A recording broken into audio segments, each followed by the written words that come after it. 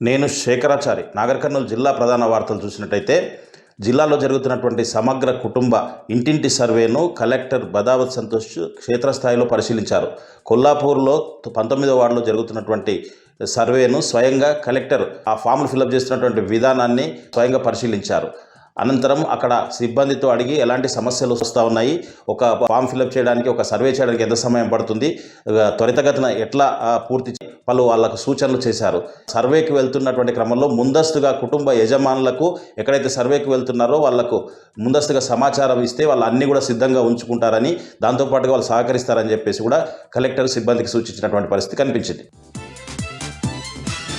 మరొక వార్త చూసినట్టయితే కాంగ్రెస్ ప్రభుత్వంలో కరెంటు తిప్పలు రైతులకు తప్పడం లేదని చెప్పేసి రైతులు ఆవేదన వ్యక్తం చేసిన పరిస్థితి కనిపిస్తూ ఉంది. అచ్చంపేట మండలం సింగారంలో ఉన్నటువంటి రైతులు ఒక ట్రాన్స్ఫార్మర్ అంటే చిన్న కెపాసిటీ ఉండడం ఒక ఎత్తు అయితే లో వోల్టేజ్ రావడంతో అక్కడ ఉండేటువంటి పంట పొలాలకు నీరు అందడం లేదని చెప్పేసి, పవర్ సరిగా రాకపోవడంతో అనేక ఇబ్బందులు పడుతున్నామని చెప్పేసి ఒక కౌలు రైతు నేను దూరంగా నా పొలం ఉండడంతో అక్కడికి లో వోల్టేజ్ వస్తుండడంతో నాకు పొలం పారడం లేదని చెప్పేసి ఆయన ఏకంగా ట్రాన్స్ఫార్మర్కు తాళం వేయడంతో మిగతా రైతులంతా కూడా అతను ట్రాన్స్ఫార్మర్కు తాళం వేశాడు, మా పంట పొలాలు కూడా ఎండిపోతున్నాయని చెప్పేసి ఆవేదన వ్యక్తం చేసినటువంటి పరిస్థితి. ఎట్టి పరిస్థితుల్లో నా పొలం ఎండిపోతే నేను కూడా ఆత్మహత్య చేసుకుంటా అని చెప్పేసి ఆ కౌలు రైతు చెప్పినటువంటి పరిస్థితి.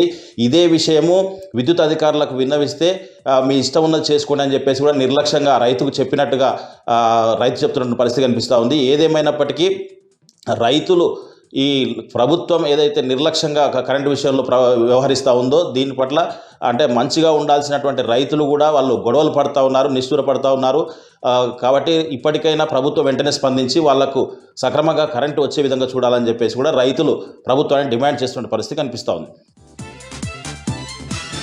ప్రాణహిత చెవెళ్ల ప్రాజెక్టులో 5,000 కోట్లకు పైగా అవినీతికి పాల్పడ్డటువంటి మెగా కృష్ణారెడ్డికి మళ్ళీ కాంగ్రెస్ ప్రభుత్వం వచ్చాక మక్తల్ నారాయణపేట ప్రాజెక్టులు ఎలా కట్టబెడతారని చెప్పేసి మాజీ మంత్రి నాగం జనార్దన్ రెడ్డి ప్రభుత్వంపై మండిపడ్డారు. మాజీ మంత్రి నాగం జనార్దన్ రెడ్డి మాట్లాడుతూ రేవంత్ రెడ్డి ప్రభుత్వము అన్ని విధాలా విఫలమైందని చెప్పేసి, పాలన గాలి కొదిలేసి కక్ష సాధింపులు గుండాయిజం చేస్తుందని చెప్పేసి ఆయన ఆరోపించారు.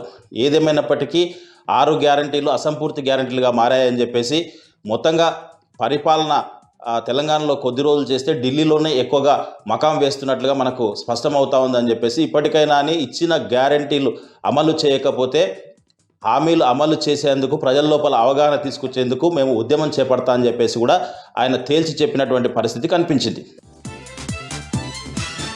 రంగారెడ్డి జిల్లా మాడుగుల మండలం కొర్రతాండాలో అగ్ని ప్రమాదం జరిగింది. కొర్ర సేవ్యాకు చెందినటువంటి కిరాణా షాపులో ప్రమాదవశాత్తు విద్యుత్ షాక్ సర్క్యూట్తో షాప్ అంతా కూడా దగ్ధమైంది. దాంట్లో ఉన్నటువంటి ఫర్నిచర్తో పాటు సామాను అన్నీ కూడా మొత్తం పూర్తిగా కాలి మసైపోయాయని చెప్పేసి అతను ఆవేదన వ్యక్తం చేస్తున్నటువంటి పరిస్థితి కనిపించింది.